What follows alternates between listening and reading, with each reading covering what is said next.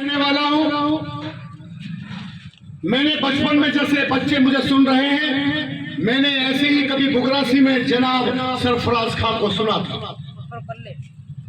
खान तो और भी थे बुगरासी में, लेकिन सरपरस्त नहीं थे, खैरियत रखने वाले नहीं थे, जुल्म के खिलाफ बोल नहीं सकते थे। लेकिन जनाब सरफराज खान जुल्म के खिलाफ बोलते थे, गरीब के साथ खड़े रहते थे, जिनसे लोग नफरत करते थे, धर्म जाति के आधार पर उनको वो बराबरी का दर्जा देते थे, इसलिए वो सच्चे मुसलमान थे। अगर जुल्म के खिलाफ नहीं बोलते तो मेरे जैसा आदमी कभी पैदा नहीं होता बुगरासी में। ये वो उम्र है, इस उम्र में इनको हम नफरत सिखा दें तो ये आतंकवादी बन सकते हैं, इनको मोहब्बत सिखा दें तो सुखदेव राजगुरु अस्फाकुल्लाह खां बन सकते हैं और बाबा साहब अम्बेडकर भी बन सकते हैं। 3 घंटे की रोटी होगी। आतंकवादी मरता है तो माँ भी लाश लेने से इनकार कर देती है, और शहीद होता है तो दूसरे लोग भी छाती पीट के रोते हैं। यही है लोगों का मार्गदर्शन करना। आप आने वाली पीढ़ी को कहां ले जाएंगे? देश को क्या नफरत की आग में झोंक देंगे या मोहब्बत सिखाएंगे? इस देश में लोगों ने लोगों को डरा के खाया, बहका के खाया, पत्थर में जानवर में भगवान दिखाया और इंसान से नफरत की। उनके हाथों में सत्ता है, पकड़ लिया। उनको सत्ता से बेदखल करने की जिम्मेदारी किसकी? आप लोगों की। सुल्तान, क्योंकि एक ही दर पे खड़ा हो गया बहस, ना कोई बंदा रहा ना कोई नवाज। एक जगह रोजा अफ्तारी की, सोफिया बराबरी की बात करने वाले लोग पकड़ ले को। अगर गैर बराबरी के खिलाफ खड़े नहीं होते हैं तो फिर अपने अल्लाह से किया गया वादा नहीं निभाते, दगा करते। डब्बू मेरे देश के लोगों, ये देश तुम्हारा है।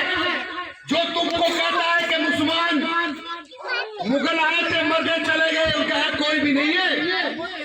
हिंदू धर्म से वही लोग ईमान लेकर आए थे, ईमान से क्योंकि लोगों की जाती थी, आंगन में आने से नफरत की जाती थी, रास्तों में चलने से रोका जाता था, पानी पीने से रोका जाता था, और इस्लाम में राजा फकीर एक जगह रोजा अफ्तारी करते थे। इसलिए लोग ईमान लेकर आए, क्योंकि वहां बराबरी का दर्जा था। इसका मतलब हम एक ही परिवार, एक ही वंश, एक ही खून के लोग हैं। तो नफरत करने वालों के खिलाफ खड़ा होना होगा। इस देश में अगर कोई इंकलाब है तो भाई चंद्रशेखर आजाद है।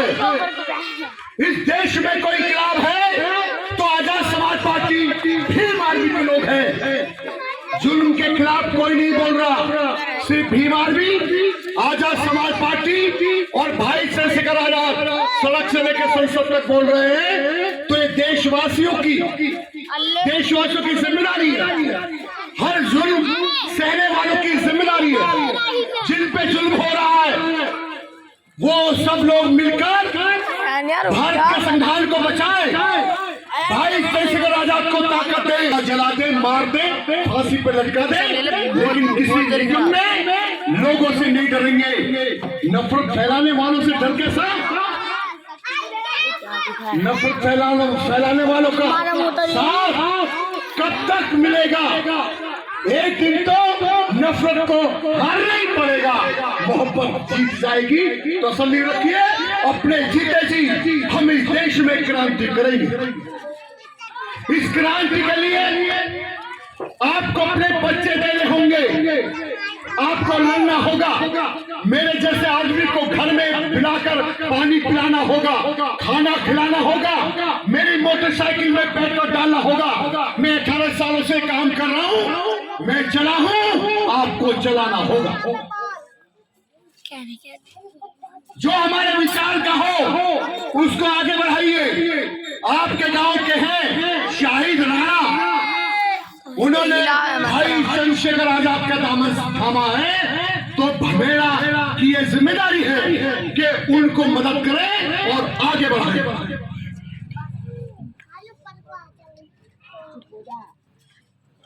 अगर आपको लगता है कि आप ज्यादा बेहतर कर सकते हैं तो आपका भी स्वागत है, जिम्मेदारी लीजिए।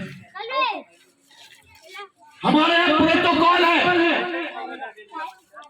हमारे साथ ब्राह्मण ठाकुर बनिया, इनको टिकट नहीं है, न इनको कोई पद है, क्योंकि यही लोग इस देश को बरकरार रखते हैं और यही लोग खून खराबा चाहते हैं, ये लोग सत्ता में बने रहना चाहते हैं।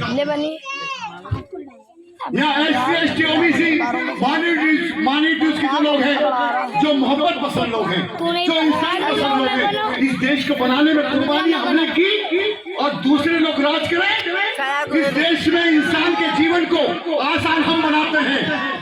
कैसे? मकान हम बनाते हैं, ईंट हम बनाते हैं, खिड़की दरवाजे हम बनाते हैं, नल हम लगाते हैं और खेती करके इंसान के जीवन को अन्न हम देते हैं, रोड हम बनाते हैं, कपड़े हम बनाते हैं, फिरोजाबाद की चूड़ियां हम बनाते हैं और भदोई की गालुई हम बनाते हैं, बनारस की साड़ियां भी हम बनाते हैं, गुजरात के कपड़े हम बनाते हैं, अलीगढ़ के ताले हम बनाते हैं, मुरादाबाद के बर्तन भी हम बनाते हैं। इस देश में इंसान के जीवन को बनाने वाले हम, इस देश को आगे बढ़ाने वाले हम। लाल किला भी हमने बनाया, ताजमहल भी हमने बनाया। निकम्मे लोगों ने क्या बनाया? कुछ नहीं। लड़ना सिखाया, डर दिखाया, भय दिखाया, पाखंड, पत्थर में भगवान दिखाया और इंसान में इंसान नहीं दिखता उनको। तो हम एक ही परिवार, एक ही वंश, एक ही खून के लोग हैं। तो जो लोग इस परिवार को बांटना चाहते हैं, उनके खिलाफ आपको खड़ा होना पड़ेगा। इसके लिए आपके बीच में आया हूं। अगर आपको कोई बात बुरी लगी हो तो जूते मार के विदा कर सकते हैं। अगर अच्छी लगी हो तो आजाद समाज पार्टी के मेंबर बन सकते हैं।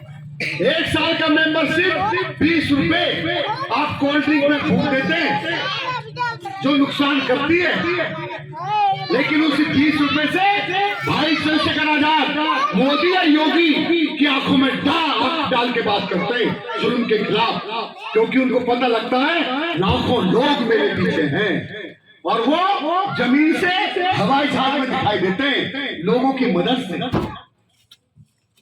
तो आप आजाद समाज पार्टी के मेंबर बन सकते हैं और यदि जिम्मेदार आदमी बनना चाहे तो पूरी लाइफ में 1000 रुपए डोनेशन कर सकते हैं। लोग तो फांसी पे लटके हैं देश को बदलाव करने के लिए, देश में आजादी के लिए। ये 20 रुपए की फांसी ज्यादा बड़ी नहीं है और उसका आपको फायदा भी है। जो कार्ड बनेगा पार्टी का, वो कार्ड प्रिंट करा के आधार कार्ड की तरह अपनी जेब में रखना। अगर तो कोई तुम्हें सताए, कोई तुम्हें हड़काए तो तुम भी उसको हड़का देना। भाई चंद्रशेखर आजाद का साथी हूँ, उनकी पार्टी का सदस्य हूँ। अगर कहीं कुछ ज्यादा मुझे तकलीफ देगा तो 100 लोग तेरी बारात निकाल सकते हैं, एक फोन कॉल पे आ सकते हैं। भीम आर्मी, आजाद समाज पार्टी के लोग। तो तुम्हारा कोई भी शोषण नहीं करेगा। ये गारंटी आपको 1 साल के लिए मिलेगी और फिर गारंटी चाहिए तो फिर 1 साल के 20 रुपए। ये तो मिशन है। मोटरसाइकिल में पेट्रोलिंग होगा तो आगे नहीं बढ़ेगी। आखिर खाना तो मैं भी खाता हूँ। जैसे लोगों ने पहले क्रांतिकारियों को मदद की थी, घर में रुकाया था, मौत का भय नहीं रखा, इसलिए क्रांति हुई। मौत का भय निकाल दो, भय किसका? किसका? उसके बाद किसी का डर नहीं होना चाहिए। अगर उसके बाद किसी का डर है तो फिर आपको समाप्त नहीं है। मैं अपनी बात को यही समाप्त करता हूं। जय भीम, जय भारत, खुदा हाफिज।